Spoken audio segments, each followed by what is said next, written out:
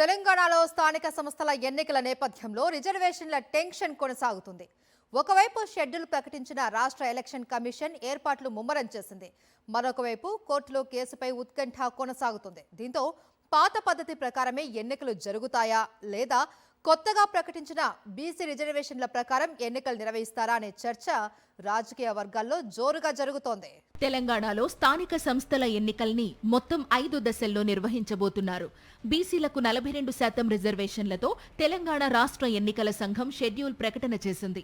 October 9వ తేదీన పంచాయతీ ఎన్నికల notification విడుదల చేయనుంది.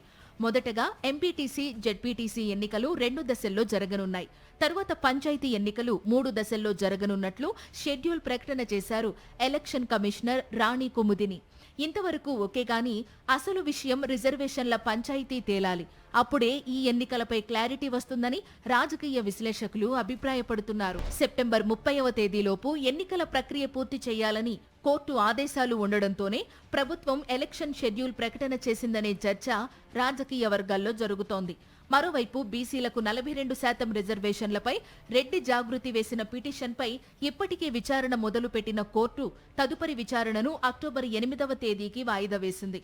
దీంతో అక్టోబర్ 8వ తేదీన జరగబోయేటటువంటి విచారణలో కోర్టు నిర్ణయం ఎలా ఉంటుంది అనే దానిపై అన్ని పార్టీల్లో ఉత్కంఠ నెలకొంది. బీసీలకు 42% రిజర్వేషన్లకు సంబంధించిన బిల్లు గవర్నర్ వద్ద పెండింగ్లో ఉంది. దీనికి తోడు సుప్రీంకోర్టు తీర్పు ప్రకారం రిజర్వేషన్లు 50% మించకూడదు. ప్రస్తుతం కాంగ్రెస్ సర్కార్ బీసీలకు 42% రిజర్వేషన్లు కల్పిస్తూ ప్రత్యేక జీవో ఇవ్వడంతో రిజర్వేషన్లు 69% చేరాయి. ఈ నేపథ్యంలో అక్టోబర్ 8వ తేదీన జరగబోయేటటువంటి కోర్టు విచారణ ఫలితం ఎలా ఉంటుందనే దానిపై ఇటు రాష్ట్ర ఎన్నికల సంఘం, అటు ప్రభుత్వం ఎదురు చూస్తోంది. ఒకవేళ 42% రిజర్వేషన్ల జీవోను కోర్టు కొట్టివేస్తే పాత రిజర్వేషన్ల ప్రకారం 50% మించకుండా ఎన్నికల నిర్వహణ చేయాల్సి ఉంటుంది. అదే జరిగితే రిజర్వేషన్ల స్థానాలు చాలా వరకు మారే అవకాశం ఉంది. మళ్లీ కలెక్టర్లందరూ దీనిపై కసరత్తు చేయాల్సి ఉంటుంది. ఏది ఏమైనప్పటికీ అక్టోబర్ 8వ తేదీన జరగబోయే కోర్టు విచారణ కీలకమని ఇటు ఎలక్షన్ కమిషన్, అటు రాష్ట్ర ప్రభుత్వం భావిస్తోంది.